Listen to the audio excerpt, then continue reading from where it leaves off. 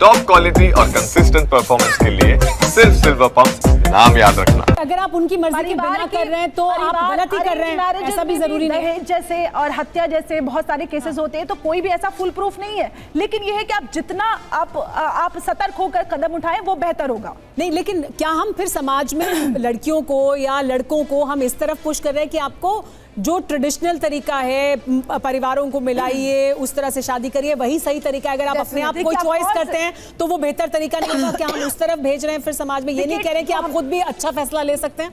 देखिए, हम खुद हमारे परिवार के लोग होते हैं, हमारे जो पेरेंट्स होते हैं, उन्होंने समाज देखा होता है, उनको अच्छे बुरे की हमसे ज्यादा समझ होती है और बेहतर होता है कि हम परिवार की सहमति से शादी करें। मैं किसी की भी जो चॉइस है उस पर कोई भी सवाल नहीं उठा रही हूँ, लेकिन बेहतर होता है कि हम सबके साथ में मिलजुल कर कदम उठाएं। चाहूंगी मैं यहाँ पे, जैसे और हमारे सामने बहुत सारे एग्जाम्पल हैं जहाँ पर इंटर रिलीजन भी शादियां हुई हैं और सक्सेसफुल रही हैं, तो ऐसा नहीं है कि बिल्कुल नहीं हो सकता।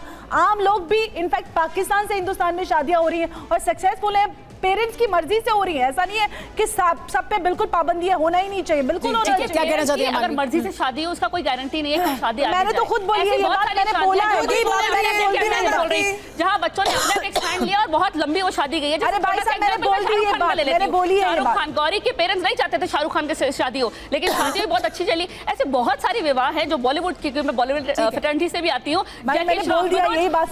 सब ने मुसलमान लड़कियों से शादी करी है, तो ठीक है, क्या है, अच्छी चल रही है शादी।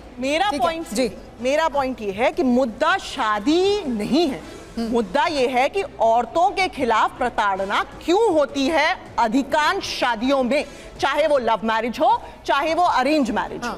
लव जिहाद का स्टैटिस्टिक नहीं है, लेकिन डिबेट्स लव जिहाद पे हो रहे हैं। स्टैटिस्टिक डाउरी डेथ्स का सदियों से चलता आ रहा है और खत्म होने का नाम नहीं लेता। अधिकांश अरेंज मैरिजेस में डाउरी दे दी जाती है ये समझ के कि हाँ सुखी रहेगी, अभी इतना मांग रहे हैं, चुप हो जाएंगे, उनकी डिमांडें नहीं बढ़ती हैं। ठीक है, तो ये आइडिया बहुत खराब आइडिया है कि आप शादी को ब्लेम करें या ये सोचे कौन सी शादी बेटर है। मुद्दा औरतों की प्रताड़ना का है, वो शादी में भी है, शादी के बाहर भी है। पूछ लीजिए, लेकिन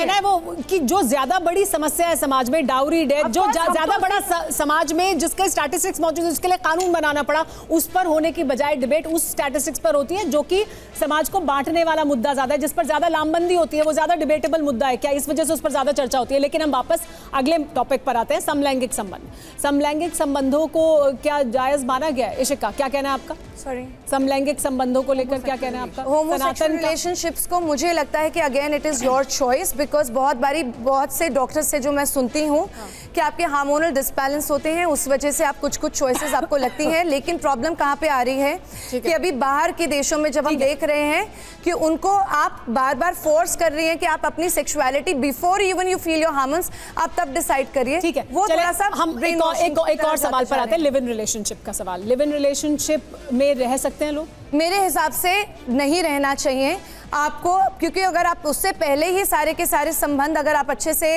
करती जाएंगी, अगर आप एक बिल्कुल भी आप मर्यादा में नहीं रहेंगी, तो आपकी जो वैल्यू है और आपकी जो इंडिपेंडेंस है मेरे हिसाब से कम होती है। आपको इंडिपेंडेंस ज़्यादा नहीं बल्कि कम मिलती है।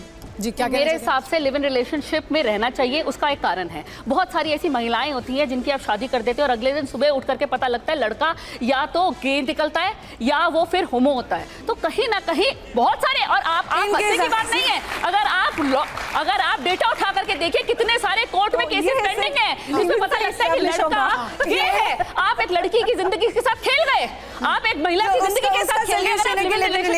टेस्ट ड्राइव लेना बहुत जरूरी है। आप गाड़ी खरीदते हैं तो टेस्ट ड्राइव लेते हैं ना, एक टेस्ट ड्राइव लीजिए और उसके बाद फैसला करिए कि आप उसके साथ रहना मतलब साथ रहेंगे तो बहुत सी समस्याओं के बारे में पता लग जाएगा। आपका क्या कहना है डॉक्टर? कंट्रोवर्सी करके बिग बॉस में जाने की तैयारियां कर रही है, क्योंकि देखिए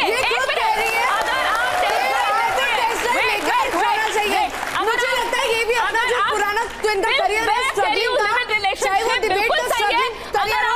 सुनिए एक मिनट, बिग बॉस में जाना चाह रही है। आप टेस्ट ड्राइव अगर आप लेते हैं आपको पता लग जाता है कि आप फिजिकली कंपैटिबल है कि नहीं। किस तरह से बात कर रही है, किस तरह से लड़कियों को डोंट जज समबडी ऑन द पॉइंट। एक मिनट जी, देखिए उसके बाद अगर लड़की को या लड़के को किसी को भी पता लगता है, क्या होता है 1.5 साल कोर्ट के आप चक्कर ही खा रहे होते हैं, दोनों की जिंदगी बर्बाद। ठीक है, आपका क्या कह रहा है रुचिका जी? टेस्ट ड्राइव ले लीजिए डॉक्टर रुचिका।